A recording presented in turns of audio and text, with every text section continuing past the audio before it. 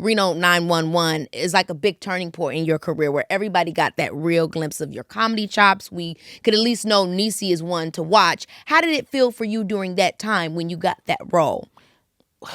Can we talk about it? Because I lied my way into it. I love that there's always a gag or goof. This is we could do a whole TV show over Niecy Nash's life, and there's always a gag episode.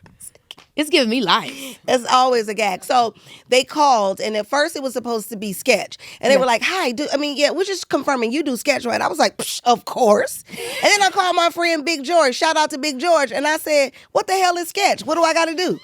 And so he told me what to do, characters and bits. I said, oh, yeah, okay, yeah. I didn't know that's what they called it. But yeah, I can do that. So I get my little stuff together and go down there. Characters and bits. Yeah. It was 2 other girls and me. One was stretching, one was doing vocal warm-ups, and I was sitting there reading the magazine. I said, well, should I get up and do something? But the audition was running very long, and I got up and knocked on the door. Oh, no. Niecy, this is I have a habit of, wait, now it's all coming back to me. It's a wonder I even work in this business. Okay, so I knocked on the door, and it was about, 12 people in a room, and 3 of them were produced. I don't know who they were. Yeah. I just knocked on the door and I said, hey, excuse me, what time are y'all gonna get this dog and pony show started? And the lady really was upset, She said, why? Are you in a hurry? I said, as a matter of fact, ma'am, I am.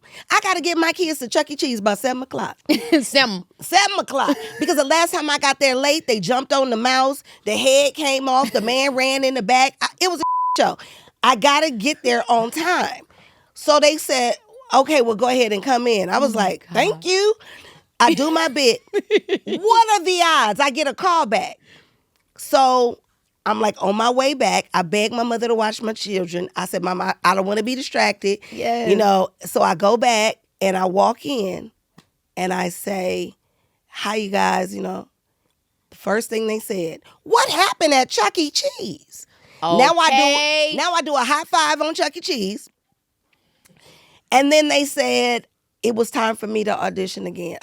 And I said, well, I didn't know enough to know that you need to workshop like bits. I just have always been funny. So I felt like once I learned that how these comedy troupes do it, I was like, oh, I didn't know that.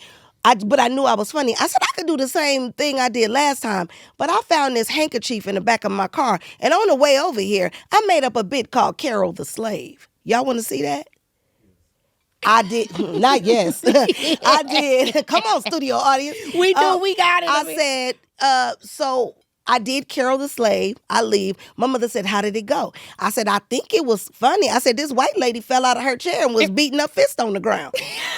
Who that person I now know to be as Carrie Kinney, who played Weigel with the little dark hair. She played Trudy Weigel, and I got that job. And, I often say, I don't know that I was better than those 2 other girls, but I was very comfortable in my skin.